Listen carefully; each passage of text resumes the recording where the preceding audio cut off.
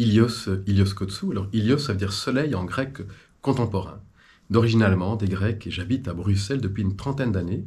Je suis maître de conférence à l'Université libre de Bruxelles en psychologie, chercheur associé dans un centre de recherche entre Liège et Laval au Québec avec mon collègue Steven Loreis, et aussi chercheur associé à la chaire Mindfulness et paix économique. Et mes centres d'intérêt sont vraiment sur le bien-être et la régulation des émotions dans la vie quotidienne.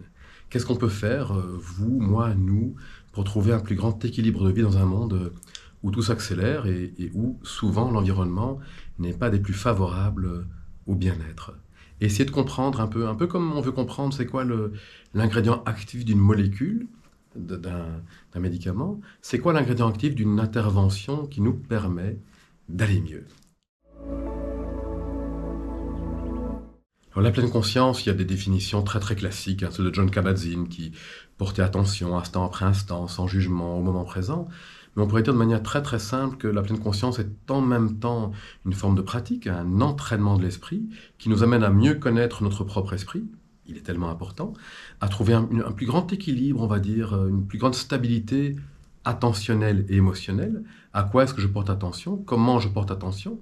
On pourrait dire que c'est une forme d'attention attentionnée, donc il y a cette forme d'entraînement, de pratique vraiment.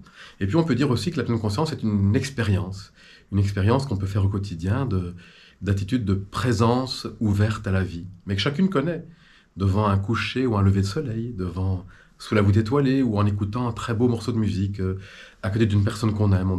Ce sentiment d'être vraiment présente et en même temps très très disponible, c'est ce qu'on peut appeler peut-être pleine conscience ou pleine présence. Dans nos vies professionnelles et personnelles, la pleine conscience va avoir différents effets. Une partie des effets, c'est en termes de santé mentale. Si je me connais mieux, je connais mieux les mouvements de mes émotions, de mes pensées, je vais peut-être arriver à avoir une plus grande connaissance de ma vie intérieure et peut-être trouver une meilleure gestion du stress au quotidien. Et donc il y a vraiment quelque chose là, en termes de santé mentale qui a été bien étudié et qui montre que je gère mieux mon stress, je suis en meilleure santé mentale et ça a des effets sur certains domaines de la santé physique aussi. Toujours en tant que médecine complémentaire, évidemment. La pleine conscience ne remplace jamais un traitement lorsqu'on est en difficulté avec une vraie pathologie, mais elle va servir de traitement complémentaire et va permettre de mobiliser au mieux nos ressources. Quelque chose en plus, surtout dans l'environnement professionnel, c'est qu'elle va travailler aussi une forme de clarté et de lucidité. Et si mon esprit est plus clair, peut-être que je vais faire face de manière plus claire aux problèmes de la vie. Donc, il ne s'agit pas, comme on pourrait parfois le caricaturer, une espèce d'autocentrage un peu naïf. Je suis dans l'instant. Non, c'est être présente et présent. C'est aussi être présente et présent aux difficultés et y faire face, mais y faire face peut-être de manière plus adaptée, plus juste.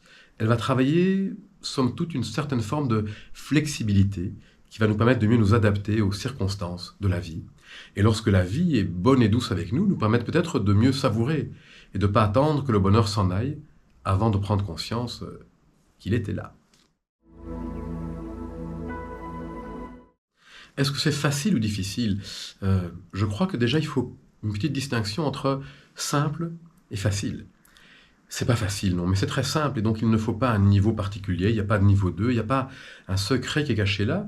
Il s'agit vraiment d'un entraînement, d'une pratique, mais tout comme aller courir, si on en a besoin de faire un entraînement physique, c'est très simple, à la portée de tout le monde, mais c'est difficile parce que notre vie est pleine de plein de choses, qu'on est souvent peu disponible, qu'on a tellement de distractions attentionnelles, et puis que c'est pas évident. Et donc oui, très simple, oui, aussi très difficile, et en même temps tellement important. À nouveau, je ne plaide pas pour la pleine conscience. Personnellement, je ne trouve pas qu'il vaut mieux faire ça qu'autre chose, mais j'ai l'impression qu'une femme ou un homme aujourd'hui a besoin de prendre soin de sa vie intérieure. Si je ne prends pas soin de ma vie intérieure, je suis à la merci de l'environnement qui est parfois très très difficile, mais aussi par exemple, des algorithmes de l'intelligence artificielle qui très rapidement me connaissent mieux que moi, je ne peux me connaître si je ne fais rien. Et donc je perds en liberté, je perds en disponibilité. Pour ce qui est important pour moi, je perds en qualité de vie. Et donc cette forme de pratique, elle nourrit une forme d'intelligence existentielle peut-être, toute simple, qui est qu'est-ce que j'ai envie de faire de ma vie?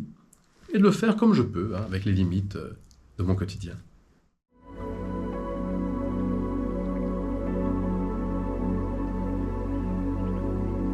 Ce qui me mobilise, on est dans ce DU, c'est l'enseignement de quels sont justement ces ingrédients actifs. C'est quoi les processus de changement dans les interventions de pleine conscience? On a montré qu'elles étaient effectives dans différents domaines, mais au fond, qu'est-ce qu'on peut mobiliser?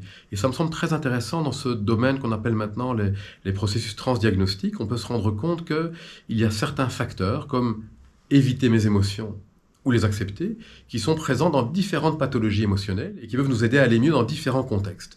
Et donc c'est très intéressant pour une future professionnelle de se dire, tiens, qu'est-ce que je peux mobiliser et qui est quelque part transdiagnostique et qui va me permettre de mieux comprendre dans mes groupes, dans mes patientes et ainsi de suite, ce que je suis en train de faire. Ça me semble vraiment important. Et puis ici, ce sont des petits groupes et donc on peut vraiment être dans beaucoup d'échanges dans une pratique. Il m'est arrivé avec le groupe de partir en ville, de faire une pratique dans la cathédrale à Metz, de terminer sur une terrasse. Et c'est pas qu'on ne faisait pas vraiment, si, c'était comment est-ce qu'on pratique dans la vie, comment est-ce qu'on peut enseigner dans la vie, puisque nous allons être tout le temps dans la vie. Et si on peut faire des ponts entre une forme de transmission et la vie, c'est génial.